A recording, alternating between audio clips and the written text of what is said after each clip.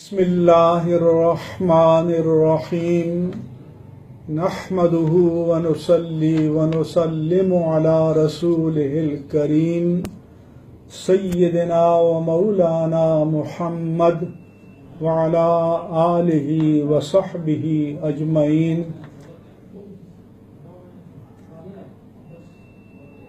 برادران اسلام، آسیہ مسیح کی رہائی کے فیصلے پر اہل ایمان کے دل دکھی ہیں اور وہ پورے ملک میں سراپا احتجاج ہیں۔ یہ ایک چھوٹا گروہ نہیں ہے بلکہ ملک کی غالب اکثریت ہے جو جذبہ محبت رسول سے سرشار ہے۔ اسی سبب اتحاد تنظیمات مدارس پاکستان کی 5 تنظیمات نے ان کے موقف کی حمایت کی ہے۔ تمام مکاتب فکر کی مذہبی تنظیمات بھی احتجاج میں شریک ہیں اور پرامن احتجاج ہر ایک کا آئینی و قانونی حق ہے۔ اس حساس موقع پر وزیر اعظم پاکستان کے جارحانہ لب و لہجے نے صورتحال کو مزید سنگین بنا دیا ہے۔ آج کی ہڑتال کو کامیاب بنانے پر ہم ملک بھر کی تاجر تنظیموں اور کاروباری طبقے کا شکریہ ادا کرتے ہیں۔ یہ ان کے ایمان کا تقاضا ہے۔ اس میں حصہ ڈالنے پر انہیں اللہ تعالیٰ کے حضور شکر گزار ہونا چاہیے۔ ہم حکومت اور قانون نافذ کرنے والے اداروں کو متنبہ کرتے ہیں کہ احتجاج کرنے والوں پر کسی بھی قسم کے تشدد سے گریز کریں ورنہ حالات قابو سے باہر ہو سکتے ہیں۔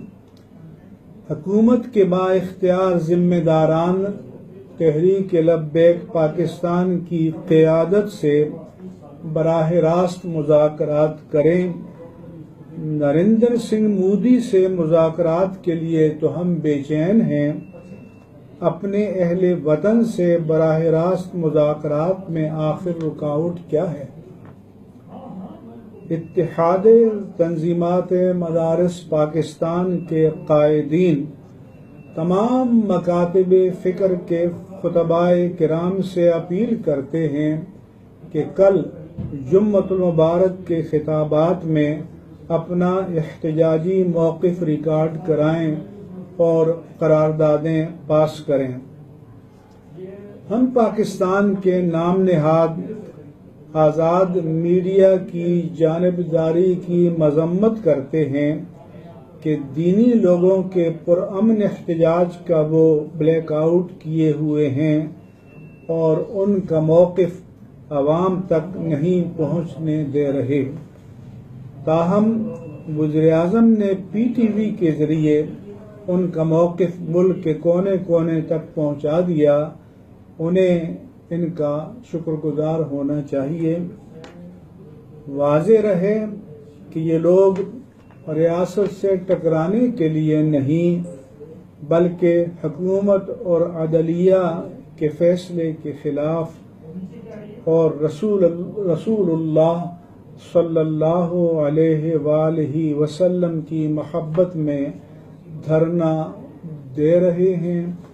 یہ پرامن ہیں اور ہماری ان سے بھی اپیل ہے کہ احتجاج کو پرامن رکھا جائے، پرامن رہنے دیا جائے اور سرکاری اور نجی املاک کو کسی طرح کا بھی کوئی نقصان پہنچنا نہیں چاہیے۔ یہ ملک ہمارا ہے، اس کی املاک ہماری ہیں، خواہ وہ سرکاری ہوں یا نجی ہوں۔ ہمیں اس بات کا احترام کرنا چاہیے۔